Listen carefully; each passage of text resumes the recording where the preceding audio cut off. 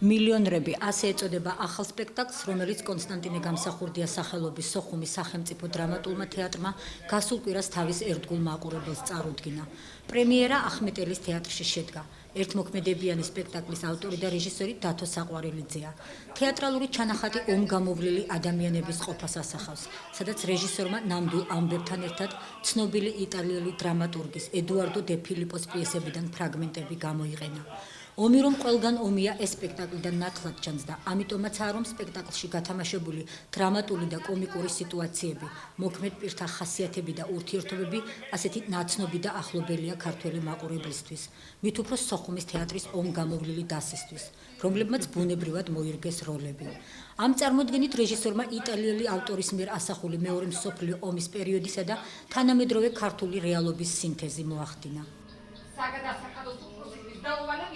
ომის პერიოდში არა საომარ მოქმედებასთან დაკავშირებული ამბები ხდებოდა თურმე სოხუმში და გვინდოდა გაგვეხსენებინა, იმიტომ ამ პერიოდს ჩვენი მსახიობები თავისებურად ყვებიან, თავისებური იუმორით, თავისებური ასე ვთქვათ ღიმილით და ამბობდნენ ერთხს თქვა რომ მილიონები ცხოვრობდით, ანუ ომის პერიოდშიც კი რაღაცნაირად ერთმანეთთან რო იყვნენ ასეთი სიყვარულით და ახლობლობით, ცავს თვლიდნენ ასეთ მილიონებად ასე ვთქვათ.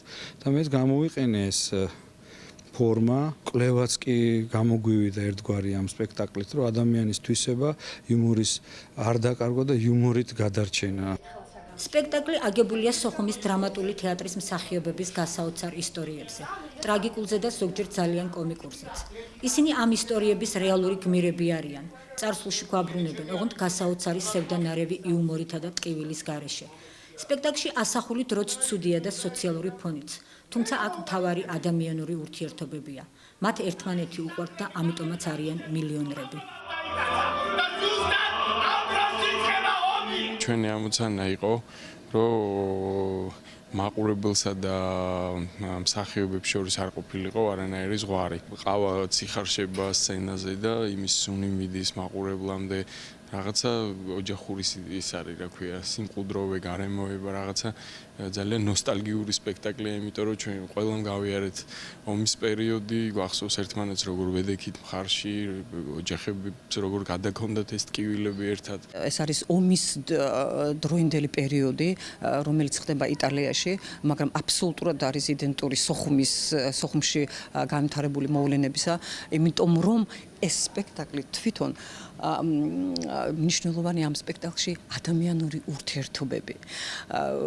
ჩვენ, როდესაც სოხუმში იბობებოდა ქალაქი იბობებოდა, მაშინაც სოხუმში ჩქებდა სიცოცხლე.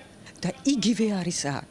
და რატომ ქვია მილიონერები ამ სპექტაკლს? მიუხედავად გაჭირვებისა, მიუხედავად იმ აუტანელი ყოფისა, რაც ამ ქალაქში ხდება,